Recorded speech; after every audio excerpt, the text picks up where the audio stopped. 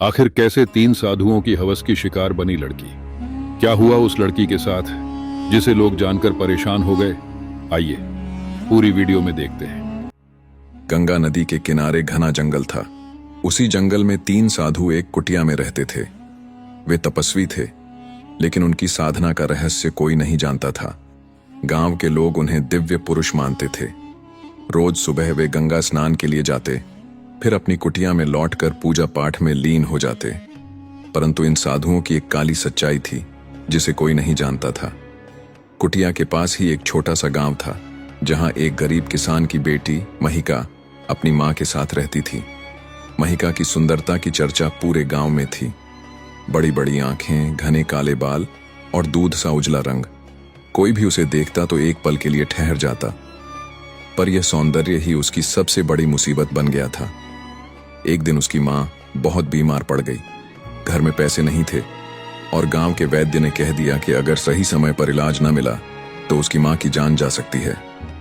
महिका बेबस थी। उसके पास न कोई जेवर था, न कोई सहारा। वह मदद की तलाश में भटक रही थी जब किसी ने उसे सलाह दी, साधु बाबा से जाकर मदद मांगो, वे बड़े कृपालु हैं। महिका को और कोई रास्ता नहीं सूझा। मां को बचाने के लिए वह सीधे साधुओं की कुटिया पर पहुंच गई। वहां तीनों साधु पूजा कर रहे थे। महिका ने कांपती आवाज में कहा, बाबा, मेरी मां बहुत बीमार है, कृपया मेरी मदद करें। तीनों साधु उसकी ओर देखने लगे। कुछ पल की चुप्पी के बाद सबसे बड़े साधु ने मंद मंद मुस्कान के साथ कहा, बेटी, हम तेरी मदद जरूर करेंगे, पर बदले में तुझे भी हमारे लिए कुछ करना होगा। महिका असमंजस में पड़ गई। उसने डरते हुए पूछा, क्या करना होगा बाबा? तीनों साधु अब उसे अजीब नजरों से देखने लगे। उनके चेहरे पर कुछ ऐसा भाव था जो महिका को असहज कर रहा था। तभी दूसरे साधु ने कहा, बेटी, चिंता मत कर, हम जो कहेंगे वह तेरा ही भला करेगा, बस थोड़ा त्याग करना होगा। महिका को कुछ समझ नहीं आ रहा था, पर मां की हालत उसकी आंखों के सामने घूम रही थी। उसने बिना कुछ सोचे कह दिया, ठीक है बाबा, मैं सब कुछ करने को तैयार हूं, बस मेरी मां को बचा लीजिए। तीनों साधु एक दूसरे की ओर देखने लगे और मुस्कुरा दिए। सबसे बड़े साधु ने कहा, अच्छा, तो कल रात तू हमारी कुटिया में आ जाना, फिर हम तुझे बताएंगे कि तुझे क्या करना होगा। महिका को उनकी बातों में कुछ अजीब लगा, पर वह अपनी मां की बीमारी को लेकर इतनी चिंतित थी कि ज्यादा कुछ सोच नहीं सकी। उसने सिर झुका दिया और कुटिया से बाहर आ गई। रात के अंधेरे में जब पूरा गांव सो रहा था, महिका अकेले साधुओं की कुटिया की ओर बढ़ रही थी। उसे नहीं पता था कि उसके साथ क्या होने वाला है। महिका के कदम भारी हो रहे थे, लेकिन उसके पास और कोई रास्ता नहीं था। मां की बिगड़ती हालत और गरीबी की बेबसी उसे हर डर से बड़ा लग रही थी। ठंडी रात में जंगल के बीच वह अकेली साधुओं की कुटिया की ओर बढ़ रही थी। घना अंधेरा था, चारों तरफ सन्नाटा पसरा हुआ था और दूर कहीं जंगली जानवरों की आवाजें आ रही थीं। जैसे ही वह कुटिया के दरवाजे पर पहुंची, भीतर से धीमी धीमी मंत्रों की आवाज आ रही थी। महिका ने कांपते हाथों से दरवाजा खटखटाया। दरवाजा चरमराता हुआ खुला और भीतर का दृश्य देखकर महिका थोड़ी घबरा गई। कुटिया के अंदर दीपक जल रहे थे, चारों तरफ अगरबत्तियों की सुगंध फैली हुई थी और बीच में तीनों साधु पालथी मारकर बैठे थे। सबसे बड़े साधु ने मुस्कुराते हुए कहा, आ गई बेटी, बहुत अच्छा। महिका धीरे धीरे अंदर आई और सिर झुका लिया। उसकी सांसें तेज चल रही थीं। दूसरे साधु ने कहा, डर मत बेटी, हम तेरे भले के लिए ही तुझे यहाँ बुलाए हैं। तुझे तो पता ही है कि बिना त्याग के कुछ नहीं मिलता।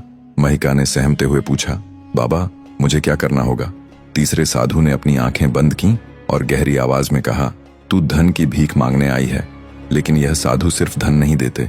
ये जो कुछ भी देते हैं वह प्रसाद होता है, और प्रसाद पाने के लिए तन, मन और आत्मा से समर्पण जरूरी होता है। महिका को अब उनके इरादे साफ दिखाई देने लगे थे। उसके अंदर डर और गुस्से की लहर दौड़ गई, लेकिन मां का चेहरा याद आते ही उसने खुद को शांत किया। उसकी आंखों में आंसू आ गए। सबसे बड़े साधु ने धीरे से कहा, रो मत बेटी, ये सब तेरी और तेरी मां की भलाई के लिए ही हो रहा है।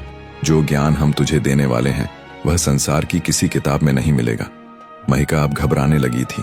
उसने पीछे हटने की कोशिश की, लेकिन तभी दूसरे साधु ने धीरे से उसके कंधे पर हाथ रखा और बोला, भागने की कोशिश मत कर, हमने तुझसे वचन लिया है। महिका के अंदर एक तूफान उठ रहा था। क्या वह अपनी मां की जान बचाने के लिए खुद को कुर्बान कर दे? क्या कोई और रास्ता नहीं था?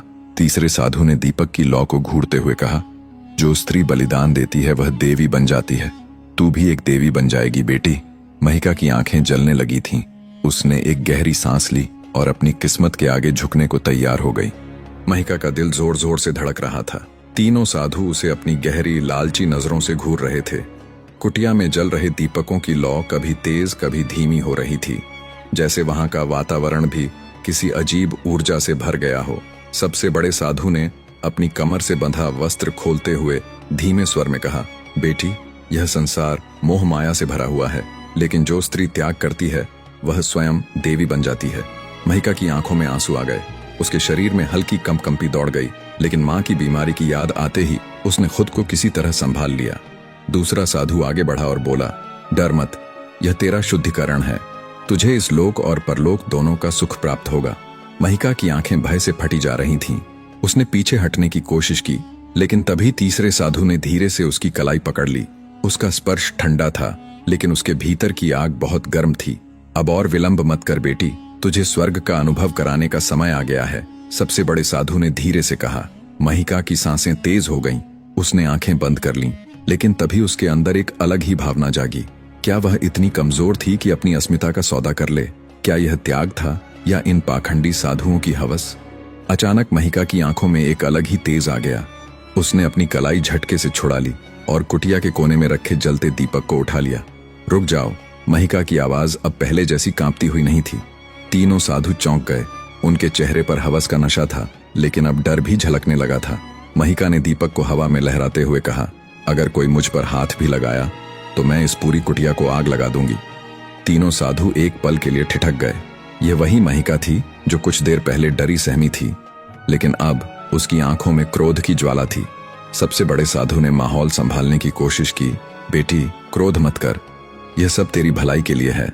महिका हंसी, लेकिन वह हंसी डर से नहीं बल्कि आत्मविश्वास से भरी हुई थी।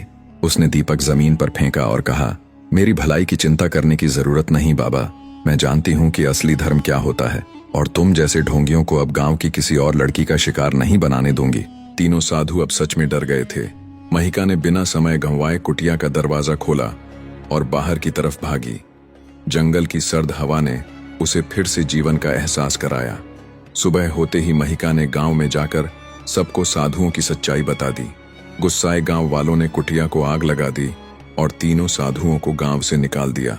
उस दिन के बाद महिका को सिर्फ अपनी मां की बेटी नहीं, बल्कि साहस और आत्मसम्मान की प्रतीक माना जाने लगा। उसने न केवल अपनी इज्जत बचाई, बल्कि गांव की दूसरी लड़कियों को भी इन दरिंदों के चंगुल से बचा लिया।